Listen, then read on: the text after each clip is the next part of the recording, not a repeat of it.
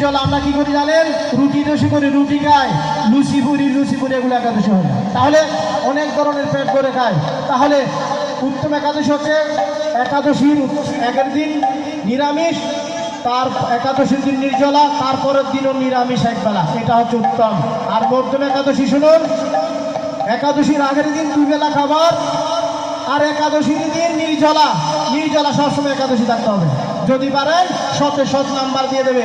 ওই ভগবান বলবে, ওরে চিত্র বিচিত্র গুপ্ত জমের ম্যানেজার, লিখে রাখ আমার ভক্ত একাদশী নির্জলা।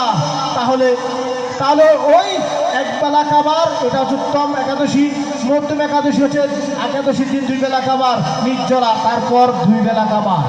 আর অধম একাদশী হলেন 3 বেলা খাবার, গরুর মতো খাবার। 3 বেলা একাদশীর দিন নির্জলা, আবার একাদশীর পরের দিন 3 বেলা। তাহলে মায়েরা একাদশীর দিন যদি কোনো সাবান মাখেন, শুনে রাখো, একাদশীর দিন যদি কোনো সাবান মাখা হয়, কসমেটিক ব্যবহার করা হয়, একাদশী হবে না। অনেক মেয়েরা জানে না, একাদশীর দিন যদি কেউ বিড়ি সিগারেট খায় হবে না। একাদশীর দিন যদি কেউ পান, সিগারেট, চা, এগুলো মাদক দ্রব্যের মধ্যে ভগবান বলছেন এগুলো নেশা জাতীয় খাবার।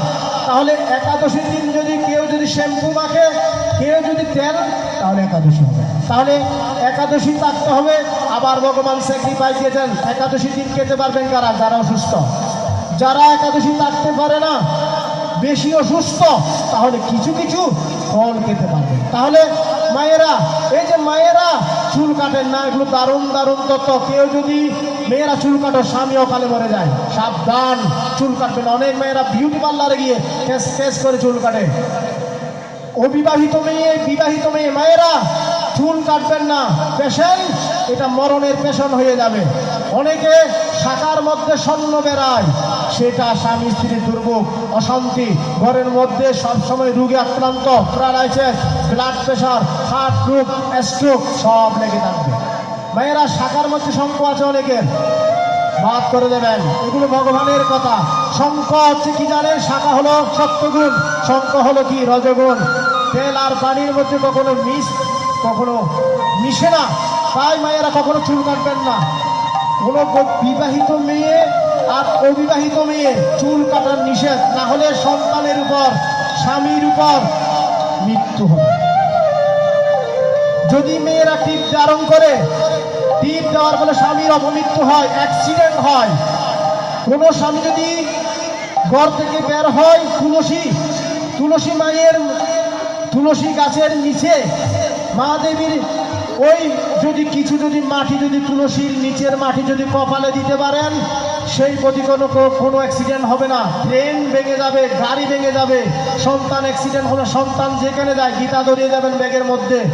সন্তান যদি স্কুলে যায়, সন্তান যদি চাকরিতে যায়, সন্তান যদি ট্রেনে চড়ে, সন্তান যদি ডাকা যায়, সন্তান যদি কোনো বাহিরে যায়, তাহলে গীতা ধরিয়ে দেবেন মায়েরা। না হলে তুলসী পাতা দেবেন, তুলসী তলার মাটি একটু।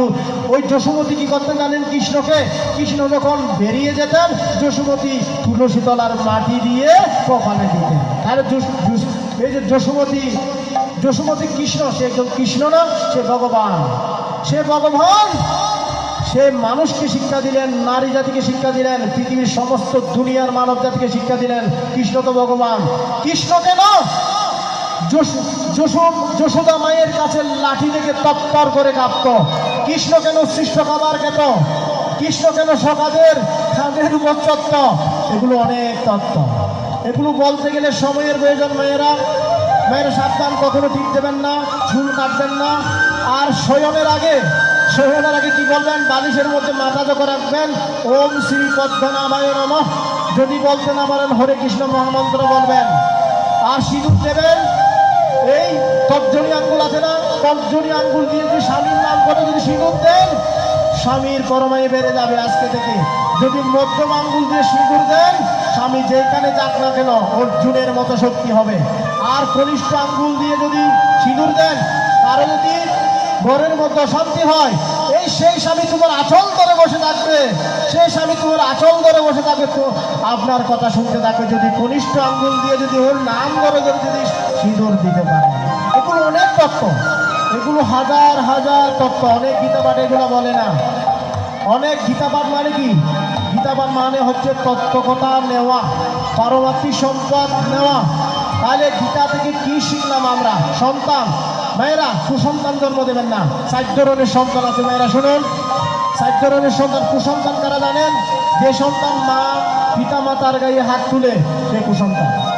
আর ঋণী সন্তান, পিতা মাতার সম্পদ বিক্রি করে সেই সন্তান গিয়ে অন্য কানে গিয়ে সন্তানকে ঋণী করে, সেই হলো ঋণী সন্তান। আর সুসন্তানকে জানে মানা মায়েরা, যে সন্তানের পিতা মাতার মুখ উজ্জ্বল করে, সেই সন্তান হলো সুখী সন্তান, সে সুখী সন্তান। আর কুলাঙ্গা সন্তান, যে সন্তান সমাজকে ধিক্কার দিয়ে, পিতা মাতাকে ধিক্কার দিয়ে, সেটা হলো কুসন্তান। তাহলে মায়েরা সুসন্তান কেন হয় জানেন? সন্তান পেটে অবস্থা থাকতে দীক্ষা নিতে হয়। মায়েরা দীক্ষা নিয়েছেন তো? দীক্ষা না নিলে মন্দিরে পূজা গ্রহণ করে না। মায়েরা পূজা দেন, এগুলো আসে কথা, অনেক কথা। যারা দীক্ষা নেন নাই, যদি পূজা দেন, ভগবান পূজা গ্রহণ করবেন না। কারণ অধিকৃত অবস্থায় যদি মরে যান, অধিকৃত অবস্থায় যদি চলে যান দুনিয়া থেকে, তাহলে কোনো স্বর্গেও তো যেতে পারবেন না। আমাদের মধ্যে যত রকমের দাম আছে, স্বর্গধাম হচ্ছে সবচেয়ে নিচে। গোলক দাম, ব্রহ্মধাম, গোলক দাম, বৈকুণ্ঠ দাম, অনেক অনেক যোজন। তাহলে মায়েরা অনেক কিছু জানতে হয়। সকালবেলা কেউ যদি স্বামীকে প্রণাম করেন, তাহলে দেখবেন সে স্বামী, সেই পতি যেখানে যাক না কেন, সে আদালতে যাক, তার নামে কেস করা হোক, সে জিতবে।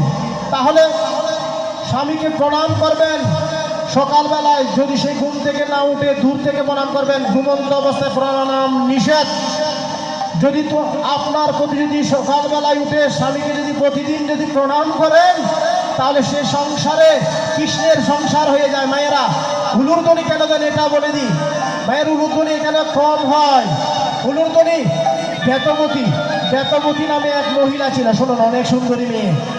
ওই বেতবতী এমন সুন্দরী, সে সূর্যকেও হার মানাতো। সূর্য, বেতবতী এমন সুন্দরী। এক অসুর বেতবতীকে দেখে পাগল, আমি বেতবতীকে বিয়ে করতে চাই। সেই অসুর বললেন ঠিক আছে, বেতবতী বললেন ঠিক আছে, বিয়ে করবেন। কিন্তু বেতবতী নারায়ণ পূজা করতেন, নারায়ণ পূজা, বিষ্ণু পূজা। ওই অসুর যখন বিয়ে করলো, বেতবতী, এখানে কোনো বিষ্ণু পূজা হবে না, আমি অসুর পূজা করো, শয়তানের পূজা করো। এখানে যদি কোনো বিষ্ণু পূজা করা হয়, নারায়ণ পূজা করা হয়, তাহলে আমাকে শিরচ্ছেদ করা হবে, গদ্দান দেওয়া হবে। বেতবতী, আমার নির্দেশ। অসুর একদিন বললেন, ওরে বেতবতী, আমি যুদ্ধ করতে যাব, আমি 3-4 দিন যুদ্ধ করবো অসুরের সাথে। অসুর যুদ্ধ। ওই বেতবতী মনে মনে বললেন, অসুর যখন চলে যাবে, আমি প্রাণ দিয়ে মন দিয়ে বিষ্ণু পূজায় রত থাকবো। ওই বেতবতী অনেক খুশি হলেন, অসুর যাক, আমার নারায়ণ পূজা শুরু হোক। তখন কি ভগবানের লীলা দেখুন। 2-1 দিন পরে, কথা ছিল 5 দিন পরে, ওর নারায়ণ পূজা করতে করতে অসুর তৎক্ষণাৎ চলে এলো। তৎক্ষণাৎ যখন অসুর চলে এলো, বেতবতীর চুল ধরে ঘর থেকে বের করে দিলেন। মায়েরা সাবধান, কোনো পুরুষ যদি মহিলার চুল ধরে, অনেক আছে, ঝগড়া লাগলে চুল ধরে, আপনার সপ্ত নরকে যাবে। সপ্ত পুরুষ নরকে বসবাস। কখনো নারীদের চুল ধরবেন না, এখানে যারা যারা পুরুষ আসেন। তাহলে ওই বেতবতীর চুল ধরে নারায়ণ, যখন ওই অসুর বেতবতীর চুল ধরে ছাড়িয়ে দিলেন নারায়ণ, তখন হাসতে লাগলেন। বেতবতী বললেন, ওরে নারায়ণ, আপনার পূজা করতে গিয়ে আমি প্রাণ ত্যাগ করবো, কারণ এই অসুর আমাকে ঘর থেকে ত্যাগ করে দিল। তাহলে ওই বেতবতী যখন প্রাণ ত্যাগ করতে যাচ্ছে, তখন নারায়ণ ধর্মী মানে, এই বেতবতী, প্রাণ ত্যাগ করো না, আমি আশীর্বাদ করলাম এই সমস্ত নারী জাতিকে, তুমি আপনার পূজা করার দরকার নাই। সকালবেলা, বিকালবেলা, দুপুরবেলা, সন্ধ্যাবেলা হুলুরধ্বনি দেবেন, এই সেই ঘরে পূজার দরকার নাই। ওই নারায়ণ নারীদেরকে আশীর্বাদ করলেন। হুলুরধ্বনি